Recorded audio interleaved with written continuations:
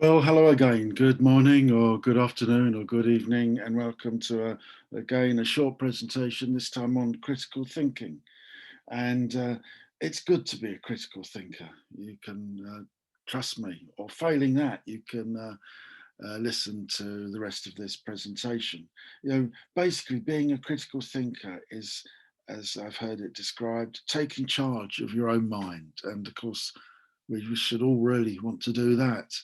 So let's get started. You'll notice that being a critical thinker, if you look at these uh, ideas here, these are all what we could describe as higher level cognitive skills. The ability to reflect on your experiences, to analyze them, to evaluate, to to apply reason, to identify patterns and trends. These are all, high level cognitive skills and essential to critical thinking. So we're going to look at critical thinking and its benefits by considering what it is, what perhaps the barriers are, and how to become a critical thinker, basically. So critical thinking then is about finding solutions to problems. It's about thinking rationally about about your destiny and about who you are. Let's get deep for a little while.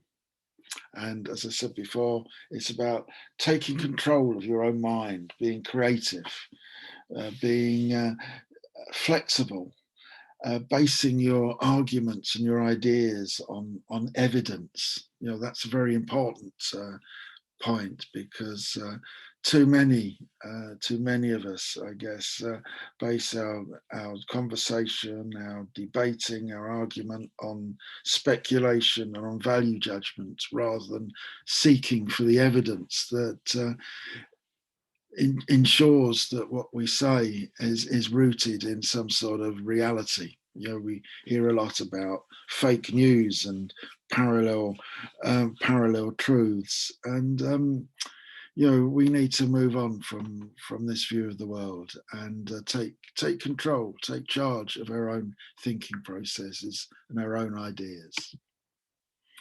So there's a video there you might want to watch on critical thinking. I've watched it. It's very good, and also very short, which I think is also always a positive. So what prevents us from critical thinking? Well, lack of awareness of both other people's opinions and points of view, and indeed lack of awareness in some cases of our own points of view and where actually our ideas have come from. In other words, looking at both our personal bias and perhaps the biases that exist within the culture or society within which we live, and those biases that exist within mainstream media and social media.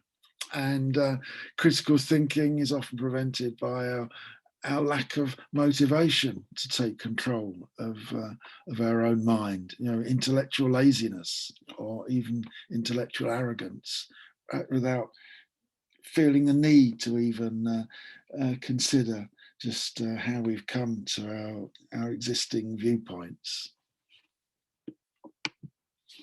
Oh, that last point, maybe I should just say something about that. You hear it said that increasingly modern day politics has become footballized, or the concept of footballification is the term, where you stick to what you believe, the political party that you follow, the political ideology that you believe, no matter what, without considering any other contrary points of views. And this is a dangerous mindset, both for us as individuals and for society in general. So critical thinking includes the ability to engage in reflective and independent thinking.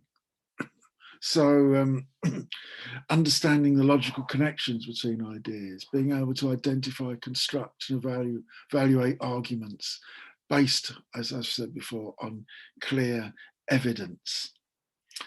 Detect inconsistencies and common mistakes in reasoning, solve problems identify the relevance and importance of ideas and their origin, and where they come from, and why they exist, and in whose interest those ideas exist. In other words, if I put it bluntly, who's paying for them and why?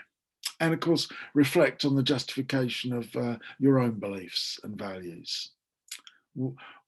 On what basis do you hold them? I mean, there's an interesting psychological spin-off here. You've possibly heard about Eric Berne and transactional analysis. And in fact, in his view, it's important to exist in an adult ego state when you communicate with other people. And an adult ego state is where you have behavior, thoughts, and feelings that are your own responses to your experiences, to your own reality. And that's different from a child ego state where you're holding on to behaviors, thoughts, and feelings that you had as a child, or a parent ego state where you're holding on to the behaviors, thoughts, and feelings of your own parents.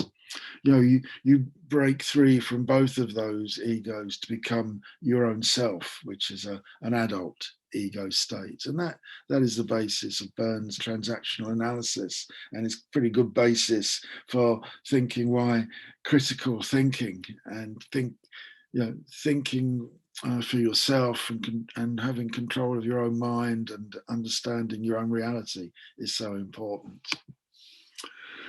So what are the attributes needed to think critically? Well, tolerance, being able to hear and understand and try and empathize with different points of views and enjoy the exchange of views, enjoy the debate, but ensure that debate is based on truthful argument.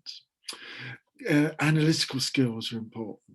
To have confidence in your own beliefs and your own ideas, and also to have curiosity. You know, there's nothing wrong with listening to other points of view. Often they can result in changes to your own, and sometimes it's important to have the ability to change your mind when faced with evidence that is contrary to your existing viewpoint. So applying critical thinking, and sometimes it's important to make notes about your points of view, or make notes about what you hear and what you listen to. And sometimes you need to effectively organize those notes in the same way you would effectively organize your ideas. And where do you get factual knowledge from? Well, it's still the best place to obtain it is through peer-reviewed journals, through books, through what we consider to be trustworthy sources of evidence. And you'll not always find those on social media, that's for sure. So you might want to consider, as a group or even as an individual, what do you think are the main benefits of thinking critically? And there's a few references there.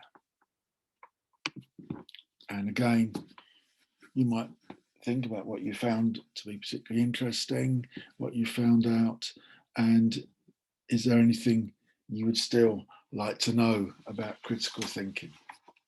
Anyway, that's it from me. Thanks again for listening.